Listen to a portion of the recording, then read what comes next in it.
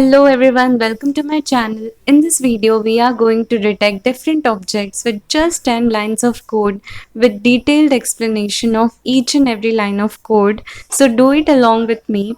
Also, before proceeding, make sure you subscribe and hit the bell icon for future updates. Let's start.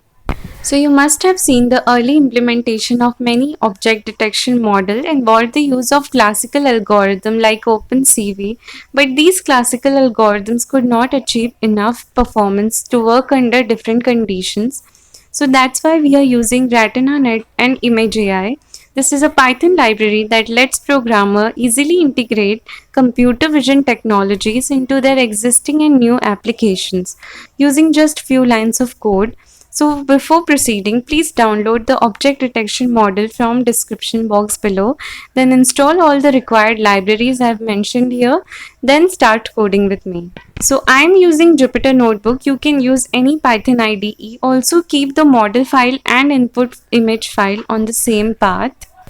Now here we have imported the ImageAI object detection class in the first line, imported the Python OS class in the second line, and defined a variable to hold the path to the folder where our model file and images are located. Then we have defined our object detection class, set the model type to RetinaNet in the second line, set the model path to the path of our RetinaNet model.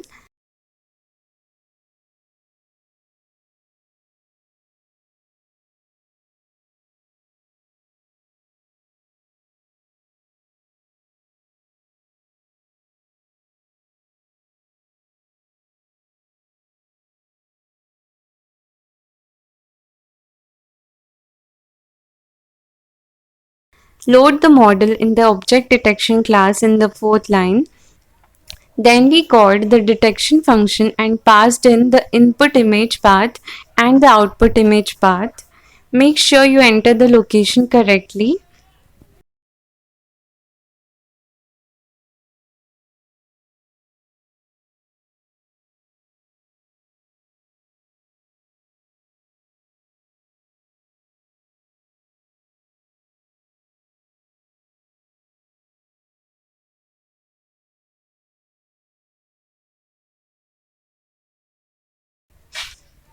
Then in the last step, here we iterate all the results returned by detector.detect objects from image function in the first line, then prints out the name and percentage probability of the model on each object detected in the image.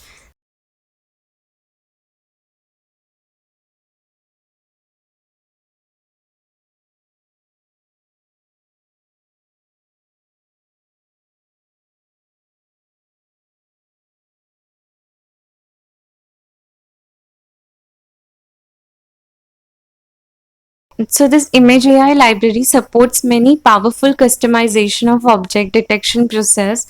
So you can try out so many things by just changing its parameters. Now to see the output image, go on the path you have specified. Then you will see the new image output file will be there. Also you can get the model file, source code and input image in the description box below.